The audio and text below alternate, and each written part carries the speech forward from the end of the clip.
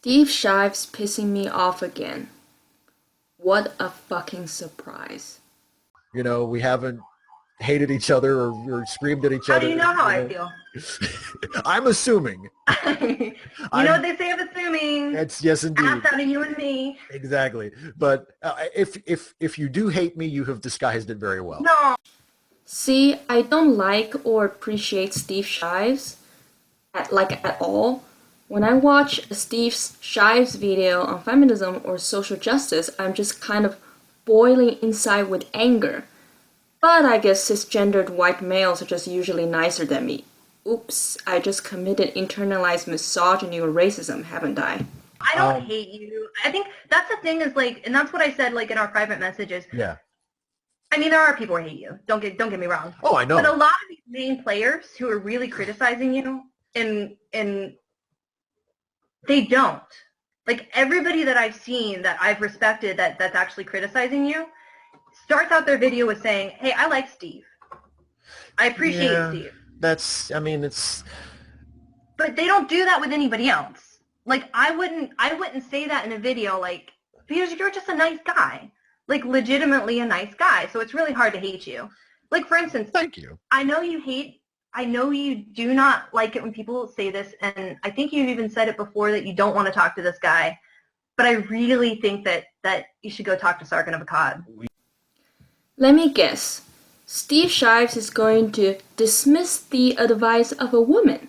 Because when he says that you should listen to a woman and keep in mind that maybe, just maybe, they know something that you don't, that only applies to when a woman bitches about a man. If she says something nice about a guy who happens to be a non-feminist, then all bets are off. Men, you can feel free to block your ears then. Yeah, that's And I'm never not gonna saying happen. that Of course not. out of a place. I'm not saying that out of a place of like I don't let people deal with my business. Right. You know, I don't think that he's going to school you, but I think that it would benefit him, and it would benefit you. Well, then that's a reason not to do it. Well, I'll give it to him that at least he's been honest here. Unlike the SJWs who have done shit to me in the past, who puts on this facade that, ooh, I'm doing this for your own good. Steve Shives is keeping it real here. SJWs don't actually care about anybody else but their own ideology and their own feelings when they are shitting on other people. Why? If it would benefit him, that's a reason not to do it. I have no interest in benefiting him. And changing his mind? I don't care if I change his mind. Well, see here, Steve, you're not trying to change Sargon's mind because you literally have no power over him. If you were his employer or something, I would bet that you would, like most SJWs, attempt to, air quote, teach him a lesson by threatening to fire him if you wouldn't have done it immediately already. Again, something that has happened to me and probably more people than you could imagine. Why? Because I think he's a troll. SJW Bag of Words program clicked run. Output trigram. And it's not. Have you watched any of his live streams? No. Why am I not surprised at all that a pseudo-skeptic would prejudge somebody while refusing to get to know the person? Again, Steve, you might be sitting there thinking that this is your right and your choice, but you simply have no idea how many people like you who are in a position of power who made the choice that you have made and ended up hurting a lot of people. No, I have he's not someone that I take seriously at all. He's not someone Why? because he's a misogynistic asshole. SJW Bag of Words output bigram. And I don't think so. he's completely ignorant on feminism, and yet he feels entitled to hold court about it. Well, Steve, I used to be a feminist. I truly was a feminist, so unless you're going to use the no true Scotsman fallacy on me, I can tell you that Sargon of Akkad, as well as many non-feminists, know what feminism is quite well. You yourself have made videos on feminism, Steve, and those videos have all been watched. You're literally acting like a Christian who's telling an atheist that he cannot possibly comprehend the Bible without actually being a Christian. How did you lose your brain, Steve?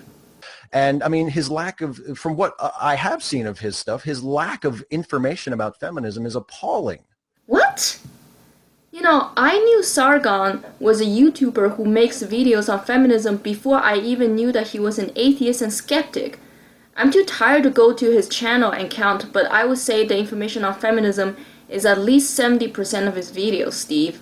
And tell him that. God, like he's like. I If you just listen did. to I'm sure he's good. I'm sure someone's going to show this to him. I'm sure he has people who, anytime anyone mentions his name, they say, "Sargon, look, somebody mentioned your name," and then those sync right to this time code. So, I mean, if he watches this video, I'll tell him now he doesn't know shit about feminism. And an atheist clearly knows shit about Christianity. Otherwise, they can't be atheists, can they? And yet he Cool. feels entitled to hold court about it, and I don't respect that. A diversity advocate not respecting somebody else having an opinion that criticizes or contradicts his. And Right. I just, it's never going to happen. It's just, if you have a different opinion of him than I do, that's your opinion. It's just never going to happen. It's just never ever going to happen.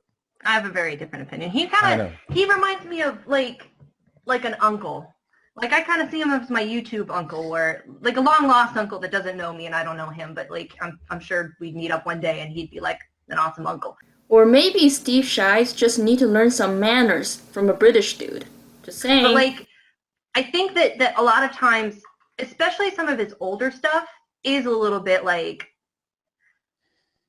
oh my God, feminism is starting a Marxist society. Like, Right. It's really funny though. Like I think he's absolutely hilarious in that way. But if you look at his live streams, like the thing is, I didn't really watch him until I saw some of his live streams.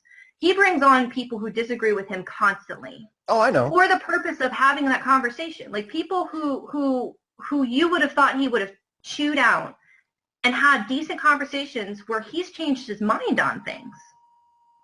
You know, and I think that's the thing about him is he really does want, everybody has their biases, everybody has their extremes, and it's easy to be extreme on the internet, especially when you have a lot of people backing you up and saying, oh, you're so wonderful. I wouldn't call it extremism. I would call it being honest and say what you really feel at the moment, aka free speech. But I think that he is a reasonable guy, and I think that he could have a reasonable conversation with you, and I think that you would hate him less if you had that conversation. Well, I don't hate him. You called somebody a misogynist and a troll. By American colloquialism, you hate that person. I mean, and I wouldn't say, I mean, I'm not going to say that like it would be impossible. Like if we ran into each other at a bar somewhere, that it's impossible that we couldn't get along. Talk about your fears. Right? Yeah. I mean, there's I'm not saying that it's impossible that we couldn't, that we could get along. I'm sure I could probably get along with most people. If by getting along, you mean that you hide behind a cutesy smile face and then talk shit about them behind their backs, I would actually call that passive aggressiveness. In person, you know what I mean? Like, I mean, I think one of the reasons why you and I get on so well is that we met each other in person. So you acknowledge that you can get along with somebody if you just got to know that person a little bit better. But you don't want to do that with this particular person. Why, Steve? Is it because you may discover that you are actually wrong about a dude and you might get a seizure from your rational skeptic neurons overfiring? And we, you know, even though we disagree on a lot of stuff, we see each other as people and we get along. You called this guy a misogynist and a troll, Steve. Both are dehumanizing. And I generally get along with people anyway. I always give people the benefit of the doubt to the extreme sometimes, but like seriously, like, but there's people I do dislike and I do think are evil online. Not evil, but like, yeah. You know. Well, I mean, I don't think, I wouldn't say that any of these people who have made videos about me are evil. Once again, Steve, you call them misogynistic assholes. I'm pretty sure you think they are evil. As feminists, think misogynism is possibly the worst crime one can commit. You know, screw the men going into battles and getting PTSD from being amputated and having their closest friends disemboweled in front of them. Misogyny, that's the number one evil in the world that we need to first and foremost address and solve. But it's just, it's not so much that I don't think we could get along, right? Mm-hmm. With a few of them, I think we probably could get along. You know, but I'm just not interested in that because when I see someone putting things out into the world that I consider to be awful, And I consider anti-feminism and misogyny and these sorts of things. And anything that is just sort of dismissive and derisive of the concept of social justice, I think that's just awful. So if somebody is having his voice censored on an opinion by a SJW, would that person have a right to speak his resentment against SJW, Steve? You have this weird impression that these people who speak out against SJWs are just these armchair cynics who sit on the sidelines and quibble about how bad the SJWs are. Many of these people are victims, Steve, including myself. We're victims from an ideology perpetrated by SJWs who, like yourself, block out people who are trying to have a conversation, who even questions the status quo. Once again, Steve, you may think that what you're doing is not harming anybody, but many people like you have, especially if they can afford to, because they, like you, don't like to have their ideologies challenged and don't care about other people's well-being, really. They only care about keeping the status quo. So do you think that any of my views were awful today? Yeah, kind of. I mean, but I don't hold you as an awful person because we have sort of a person-to-person relationship, you know? Well, that would be misogynistic, wouldn't it, by feminist definition? You called a woman expressing her opinion an awful person. You know? Yeah. But again, when someone is as dismissive of social justice and spends as much time as they do sort of stirring up resentment toward social justice activism. You are stirring resentment towards everybody else, Steve. You don't care about diversity. You don't care about equality. You care about your own ideology and status quo. How is this any different than Christians who say that atheists are stirring resentment towards religious people simply because they harshly criticize religion, like you have done, Steve? That's not someone I feel compelled to pay attention to. You are actually compelled to not listen, Steve, as your default switch is the block button, like every other SJWs out there. And Okay. I have way too much to do that I am interested in doing. Making the "I am too busy, this is not worth my time" excuse. Heard it before, another infamous SJW tactic. And when I do have conversations like this, I prefer to have them with people like you. Okay, that's fine. We can amicably disagree. Oh, so you do have plenty of time as long as you can talk to people who you know will be nice to you. And I think Yeah, we can amicably disagree again. I'd love to amicably disagree after I read all these studies. Yeah, we can then do. I'll smart and